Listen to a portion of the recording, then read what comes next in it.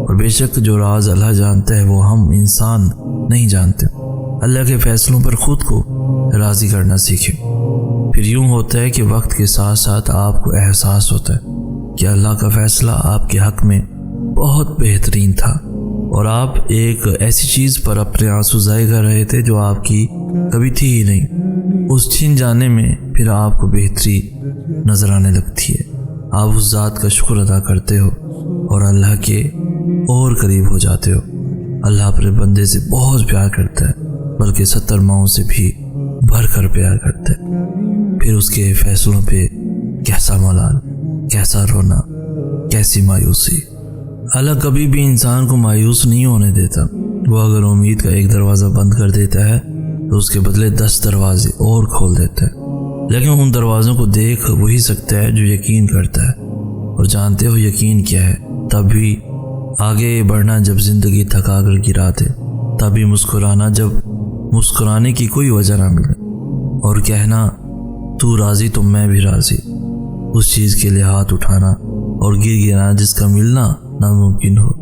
یہ یقین کی وہ کیفیت ہے جب انسان کا دل چیخ چیخ کر کہتا ہے میرا رب قادر ہے ہر شے پہ۔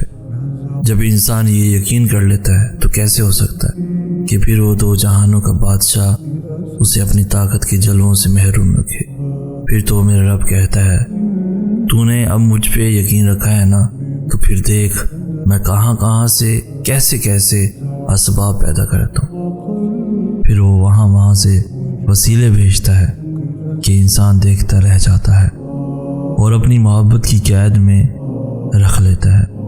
بس پھر ہر محرومی سے وہ انسان کو آزاد کر دیتا ہے اور اپنی محبت کی قید میں رکھ لیتا ہے۔ جس کو وہ اپنی محبت میں قید کر لے اس کے مقدر کی تو کیا ہی بات ہے۔ جب وہ معجزے کرنے پہ آتا ہے تو مجال ہے کسی چیز کی جو رکاوٹ بنے۔ میرا رب تاک راتوں میں جلتا ہوا وہ چراغ ہے جس کے نور سے دونوں جہاں مہکتے ہیں۔ ایک بات یاد رکھیے گا، اللہ ہمیشہ لوگوں کو آپ کے سامنے ظاہر کرے گا۔ اس سے کوئی فرق نہیں پڑتا کہ وہ خود کو کتنی اچھی طرح سے چھپاتے ہیں، اس سے کوئی فرق نہیں پڑتا کہ وہ کتنی کوشش کرتے ہیں اور اپنی اصلی توجہ پر پردہ ڈالتے ہیں۔ اللہ سب جاننے والا ہے، وہ ہمیشہ آپ کے سامنے ان کے ارادوں کو ظاہر کرے گا۔ جب آپ کسی مشکل وقت، مشکل صورتحال سے گزر رہے ہوں تو اللہ آپ کو ہمیشہ لوگوں کے اصلی چہرے دکھائے گا۔ یقین کریں اللہ آپ کی آنکھوں کے سامنے جو کچھ ظاہر کرے گا اس پر آپ حیران رہ جائیں گے۔ وہ لوگ جن کے بارے میں آپ کو لگتا ہے کہ وہ زندگی کے ہر مشکل وقت میں بھی آپ کا ساتھ نہیں چھوڑیں گے، وہ آپ کو اپنی زندگی سے ایسے باہر نکال دیں گے جیسے آپ کبھی تھے ہی نہیں۔ وہ لوگ جنہیں آپ کی مدد کرنی چاہیے تھی، جنہیں آپ کا ساتھ دینا چاہیے تھا، جو بہت دعوے کرتے تھے، جھوٹی باتیں کرتے تھے، اللہ ان کے اصلی رنگ آپ کے سامنے لے کر آئے گا۔ کبھی بھی یہ نہ بھولیں کہ آپ کے ساتھ کون تھا اور کون نہیں تھا۔ اللہ نے آپ کو ایک وجہ کے لیے ہی ان کے اصل رنگ دکھائے۔ یہ بھی اللہ کی بہت بڑی نعمت ہے جو اللہ جھوٹے اور برے لوگوں کو آپ کی زندگی سے نکالتا ہے، اور ایک دن آپ اللہ کا شکر ادا کریں گے۔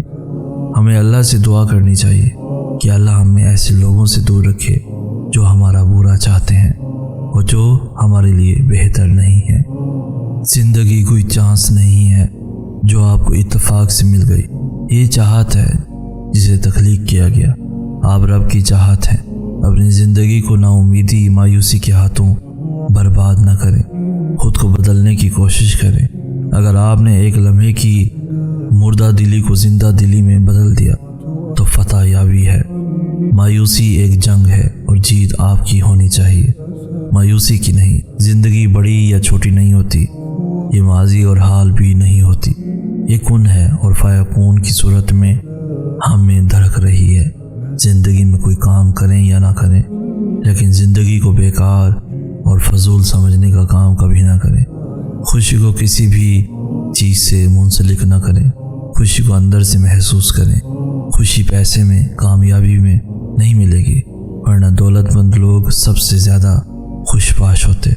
زندگی میں مشکلوں کو موت سے تعبیر نہ کریں، ورنہ تکلیف میں مبتلا بچے کبھی نہ مسکراتے، دکھ اور تکلیف کو مایوسی کی دوا نہ دیں، بلکہ اسے اللہ کے قرب کی نشانی سمجھیں۔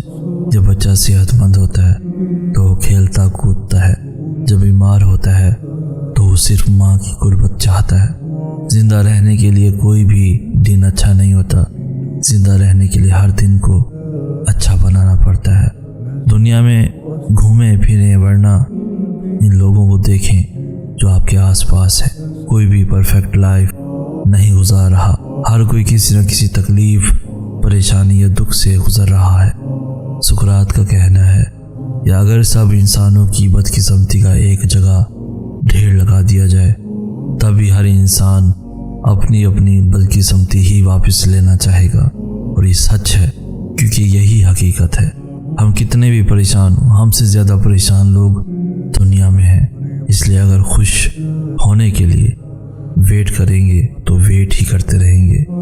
آج سے مطمئن ہونا سیکھیں، اپنا اندر بدلیں، اپنا انداز بدلیں، اپنی سوچ بدلیں اور رہنے کا طریقہ بدلیں، اور سب سے بڑی بات اپنے دوست بدلیں جو آپ کو آگے بڑھنے میں رکاوٹ پیدا کرتے ہیں، آپ کو مایوس کرتے ہیں، آپ کو دھوکہ دیتے ہیں، آپ سے جھوٹ بولتے ہیں۔ اور وہی تو اللہ ہے ہر چیز پر قادر، وہ جس کو چاہتا ہے اپنی جانب موڑ لیتا ہے، چپ چاپ کسی کو خبر بھی نہیں ہوتی۔ یقین مانو وہ بس ایک حکم دیتا ہے اور کائنات کی ساری طاقتیں متحد ہو جاتی ہیں، کون اس کے گرد طواف کرنے لگتا ہے اور ساری باتیں فیکون پہ ختم ہو جاتی ہیں۔ نصیب کسی نے کھول کر تو نہیں دیکھے ہوتے، وہ تو اللہ کے لکھے ہوتے ہیں، اور اگر کسی کے برے ہوں تو نصیب کبھی برے نہیں ہوتے کیونکہ وہ اللہ نے لکھے ہیں۔ اللہ زندگی میں درد دکھاتا ہے، اس کا یہ مطلب نہیں کہ ہمارا نصیب درد بھرا ہے، بلکہ اس لیے تاکہ ہم بہت ساری دعائیں مانگ کر اس اللہ سے اپنا نصیب خوبصورت لکھوا لیں۔ اور اللہ ایسا کیوں کرتا ہے؟ کیونکہ وہ ایسا انہی کے ساتھ کرتا ہے جن سے وہ محبت کرتا ہے۔